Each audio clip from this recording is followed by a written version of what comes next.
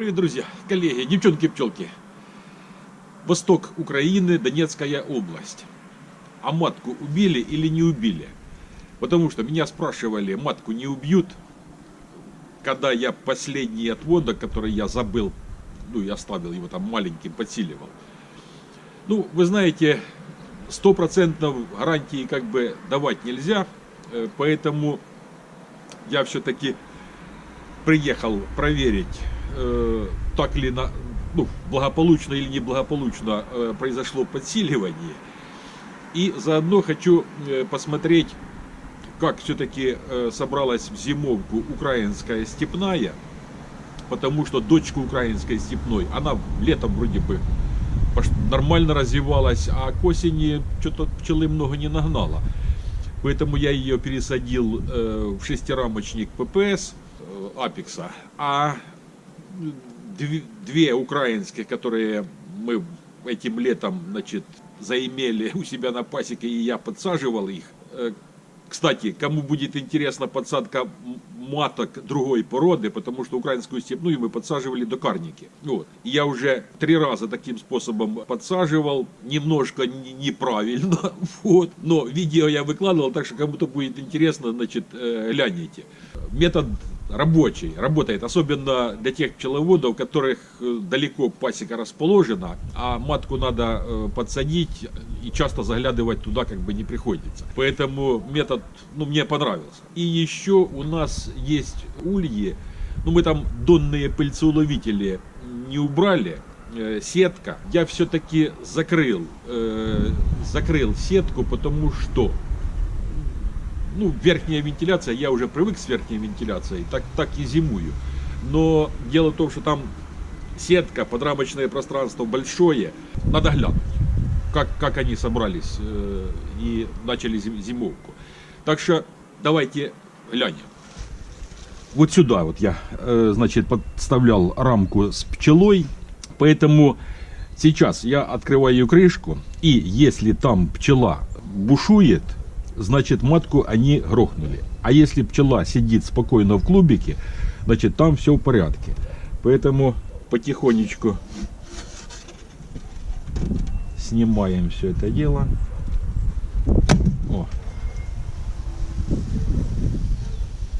Так.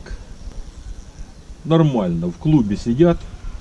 Оно, что справа отводок такой как бы в активном, что слева. Слева улочки заполнены, да, движение пчелы есть, но они спокойно себя ведут. Поэтому объединение или подсиливание произошло нормально.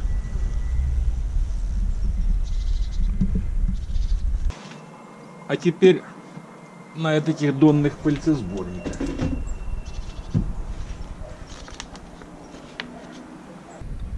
В принципе, сидят в клубе, как бы подмора, там пчелки, конечно, есть на дне, но сетку я закрыл. Пускай зимуют с верхней вентиляцией. Она уже у нас испытана. Вот так. Эта семья собралась. 1, 2, 3, 4, 5, 6. На 6 улочках. Здесь клуб занимает до середины рамок. Сжал я их хорошенько, поэтому как бы клуб хороший. Закрывал все равно. В дне вижу щель. Так что с дна туда тоже заходит воздух. И через литок же. Литок здесь верхний только открыт, потому что внизу там литки здоровые, и не стал я их открывать, закрыл литок этот нижний, а оставляем мы только здесь верхний литок. Как раз щель эта будет вместо нижнего литка. Вот это был стартер, на хвост, то, что осталось от стартера тут пчелы, мы оставили матку, матка облетелась, и вот сколько она тут нагнала пчелы. и попала она тоже на пыльцесборники. Ну, вот пчела сидит. 2, 3, 4. Ну, в этой улочке не вижу. Вот или на 4, или на 5 улочках она сидит. И вот еще пчелы между заставной и крайней рамкой. Вот я и говорю, почему я оставляю заставные. Потому что без заставной те пчелы, которые вышли на край рамки, при морозах они осыпятся. Так, ну тут пчел нету. Ну, в принципе, нормально сидят. А вот это вот в шестирамочнике ППС Апекса, значит, по осени, когда я гнезда собирал, они были тоже на донном пыльцесборнике, и пчелы было посыпано на дне очень много. Я даже не понял, в чем причина, что такое. Потом посмотрели, думаю, может быть, через щели пролазила чужая пчела по осени, и они там дрались, и вот битой пчелы было много. Но что-то не в порядке. И она как бы и не сильная, поэтому я ее взял, значит, пересадил вот это в шестирамочник, потому что, ну, в шестирамочнике однозначно они лучше будут зимовать. Так. Ну, сидят нормально. 1, 2, 3, 4. Да, ну там десяток пчел. Так. И на дне вот тоже пчела сыпется потихоньку. А что такое, не пойму. От клеща обрабатывали, как и все остальные. Вот это одна на всю пасеку, такая непонятная. Что с ней? Что-то осыпь идет. Ну, посмотрим, как перезимует. Ну и здесь тоже на донном. Матка 20-го года. Ну, вот так тоже сидят.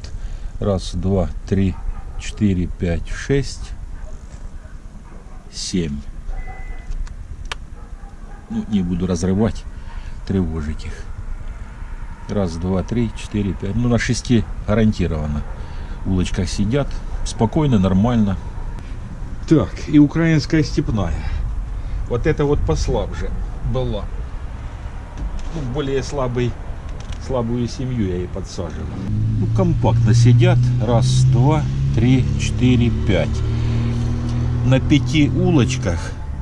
За зиму я обратил внимание, у нас предыдущая украинская степная была. Значит, за зиму где-то, ну, 1 улочка осыпалась. Примерно так. Но клубик маленький. То есть, вот, сантиметров тут 10. Ну, они собрались. Хотя внизу там может быть побольше. А сверху только 10. Так, это была посильнее украинская степная. Я с нее планирую на следующий год взять материал. И перемешаем мы ее, украинскую степную, с карникой. Между заставной сидят. Тут нету. Ну, там глубоко. Между заставной немножко пчелы. Она, скорее всего, при морозах уйдет в улочку. 1, 2, 3, 4, 5. Ну, тоже на 5. На 5, но, правда, тут клуб побольше. Вот аж до сих пор. Если в предыдущей было сантиметров тут 10, то эти побольше клуб. Вот. Посильнее. Так что дай бог, чтобы перезимовали. Вот мне всегда говорят, там, за шестирамочники, то слабые, то они там никуда не годящие. Вот, на глаза попалось мне это самое. Вот это вот с шестирамочника семья, которая принесла нам и акацию, Раз, два, три, четыре, пять. Но это то, что вижу. Но здесь он... ось 6. На 6 улочках. То есть все улочки занимают. Клуб вот аж до сих пор, то есть занимает почти половину пространства. Хороший клуб. Вот такие вот шестирамочники. Во что они превращаются и носят мед. Сегодня у нас плюс 8. На улице, правда, пасмурно так. Но я смотрю, Херсон пишет, облеты плюс 18. Запорожье, облеты, тоже тепло. Краснодарский край, там тоже тепло, пыльцу носят. Но это вообще зима. А у нас, значит, дожди, пасмурно, тепло так, плюс 5, плюс 8, вот как бы. Ну, таких морозов, такого тепла нету, поэтому пчелы сидят. Сидят они уже в клубах и нормально. А по прогнозу смотрел, значит, где-то с 20-го, это 19-го Николая, а с 20-го там пойдут уже минуса, такие небольшие, минус 2, минус 3 днем. И снег там прорисованный почти чуть ли не каждый день через день. Какой снег, как величины какой будет, неизвестно, но тем не менее, наверное, наступит у нас тоже зима, и что самое главное, на Новый год тоже там минус небольшой, где-то градуса 3, наверное, снежок, так что Новый год будем встречать со снегом. Вот. Хотя прогнозистам верить, себя обмануть, это 10 раз может еще поменяться до Нового года. Так вот, тепло, да, и у меня такая мысль была, она есть, я эту мысль как бы воплощу в жизнь. Значит, я заведу у себя на пасеке еще, кроме карники, реклама бесплатная, вот. Мы берем карнику у Ивана Фабра. Нареканий нету, тем более, что спокойные. Вот. По 100 килограмм карника приносит. Я вам точно говорю, не все, но есть, несут. И хочу завести, я уже неоднократно говорил, уже вторая попытка, украинскую степную у себя на пасеке и перемешать карнику с украинской степной. Потому что карника и карпатка — это одна порода, только в разных местах по-разному называется. Европейцы ее называют карникой, вот, мы ее называем карпаткой. Но порода одна. Так пишут, по крайней мере. Скорее всего, да. Это один момент, а украинская, и она, кстати, для нашей местности хорошая пчела. Вот. А украинская степная — это наша, как бы, местная. Поэтому, а потомство они дают. Вот мы сколько раз брали у Гайдара, карпаток брали, привозили. Потомство, дочки, там вообще бомба.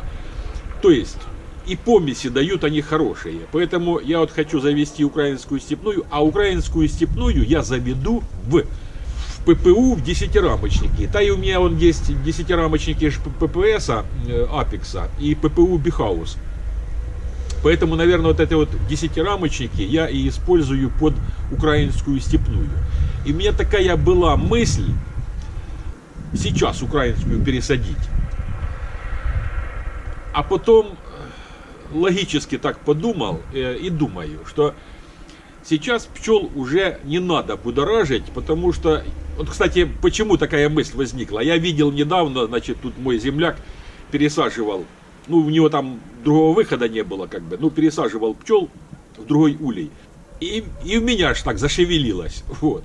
А потом походил, подумал, значит, пчелы сейчас зимуют, да, безоблетный период. Поэтому вот это вот, вмешательство в пчелиную семью, когда я их буду пересаживать, да, значит, вызовет у них беспокойство. Они начнут для того, чтобы согреть там клуб, потому что я же буду их раздирать там, увеличится потребление кормов. А оно нужно? Не нужно на сегодняшний день сейчас. Поэтому не стал я беспокоить, но вам скажу, кто вот думает, да, в эту зиму приобрести. Я знаю, что уже приобретали многие, потому что мне звонят, спрашивают за вентиляцию, как устроить, в ульях ППУ Бихаус. Поэтому хочу сказать, что мы дотации уж получили уже, приобрели, у них появились ульи, новые ульи, ну как новые, те же самые, но усиленные.